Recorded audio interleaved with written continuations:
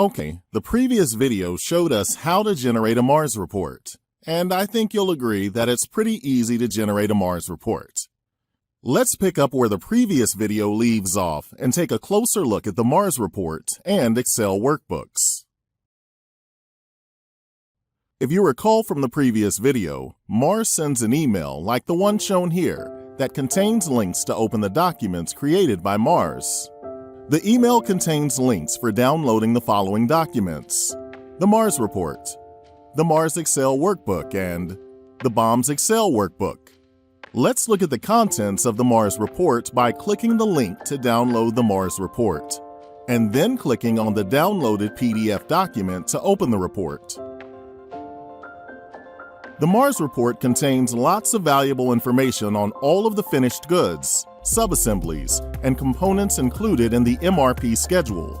The report shows the item number in the first column. This column also shows the assemblies that require this item, slightly indented in the column and annotated with the letter P, indicating that these assemblies are parents of the item. For example, if we look at item number ANPI-BL in the Mars report, we see that assemblies 1500 PM and 6000 DL are parents requiring that item in order to meet customer demand as specified in the sales order shown here.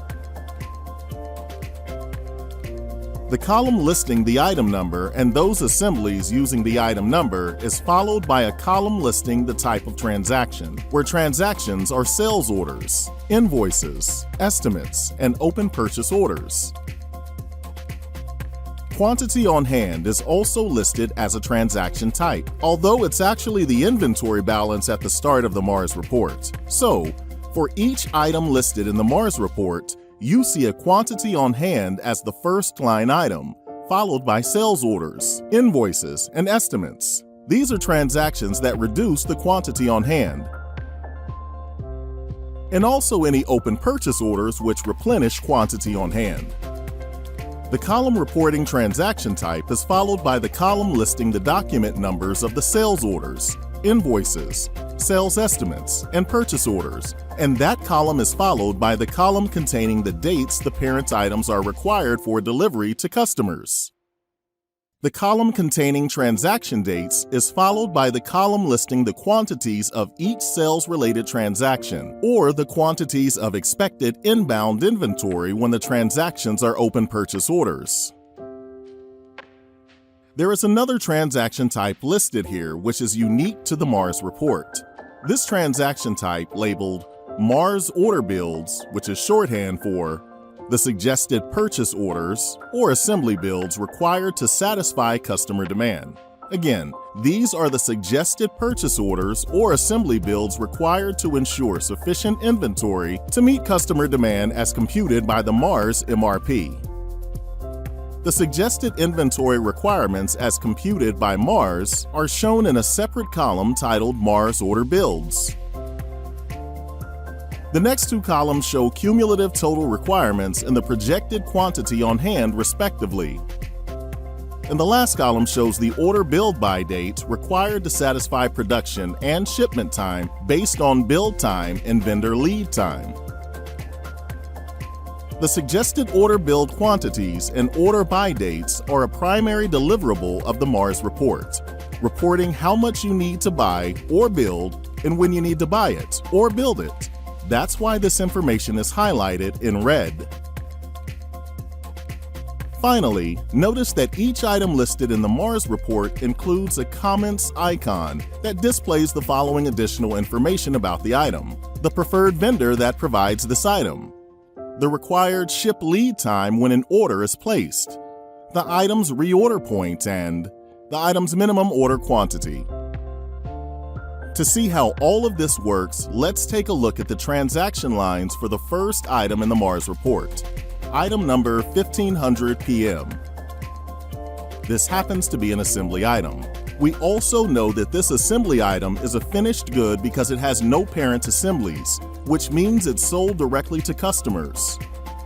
Let's confirm this by taking a look in QuickBooks at one of the sales orders for this finished good, sales order 8791.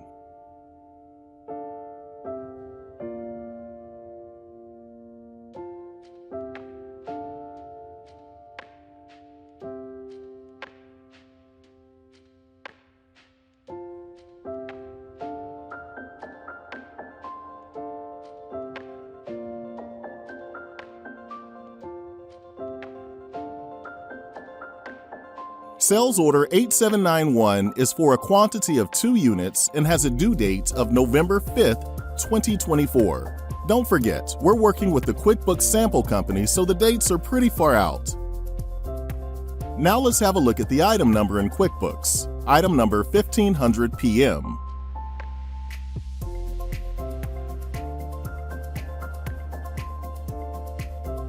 This item assembly has a quantity on hand of -5 units. It also has a minimum inventory or build point of 25 units. From this information, Mars computes a suggested build quantity of 32 units. This total, 32 units, eliminates the negative inventory balance, satisfies the projected demand for sales order 8791, and brings the inventory up to the build point or minimum inventory requirement of 25 units. Notice that there is no build by date for this build. Instead, Mars flags this action as an order to expedite. Why? Well, the due date for delivery of this order is November 5th, and the report date is November 4th. And this vendor requires 5 business days for delivery. There is little doubt that this will be a late order. The customer will need to be notified to manage their expectations, or other actions will need to happen to address this potential late delivery. Hopefully, this is something that happens infrequently. Let's look at another item in the Mars report. The next 2 items are also assemblies. We can readily verify this by checking the comments for the items.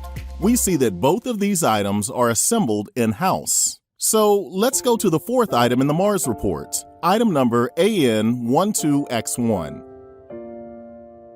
While the previous 3 items are assemblies that are manufactured in-house, this item is a component used by one of the assemblies, namely assembly 1500 PM. We know this because the Mars report shows item number 1500 PM as the parent item, identified by the letter P for parent, preceding the item name.